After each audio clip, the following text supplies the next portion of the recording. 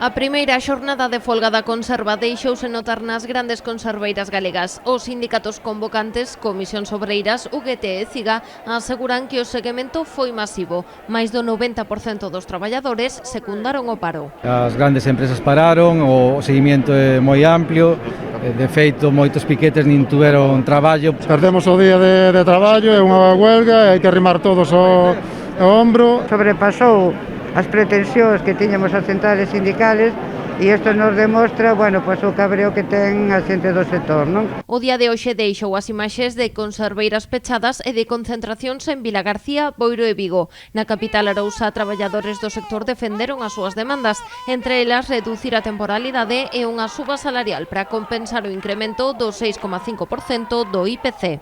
Unha subida importante, estamos pedindo en torno a un 3%, pero queremos unha cláusula de garantía salarial para non perder poder adquisitivo, que sempre paguen o pato os traballadores.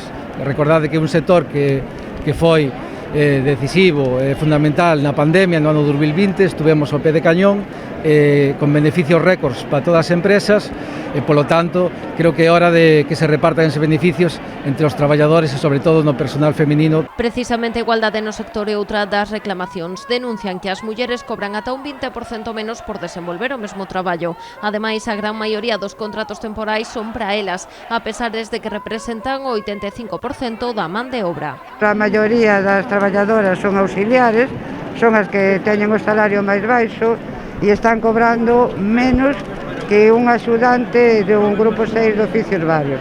Entón, eu penso que esta brecha salarial temos que rachar con ela. Nós entendemos que hai unha discriminación encuberta. Esta é a primeira xornada de folga, pero os sindicatos teñen dúas máis convocadas para os días 3 e 4 de febreiro. Unha movilización que responde á decisión da patronal de romper a mesa de negociación dun novo convenio colectivo. O actual é do ano 2015. Tiñamos prevista unha reunión po día 27 deste mes, sorpresivamente, eles decidiron romper unilateralmente esta convocatoria.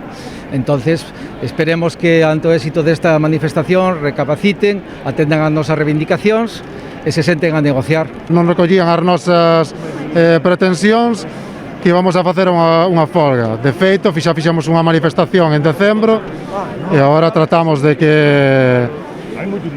reconducir esta situación. En Galicia, o sector da conserva conta con 12.000 traballadores, concentrando o 80% da produción de todo o Estado.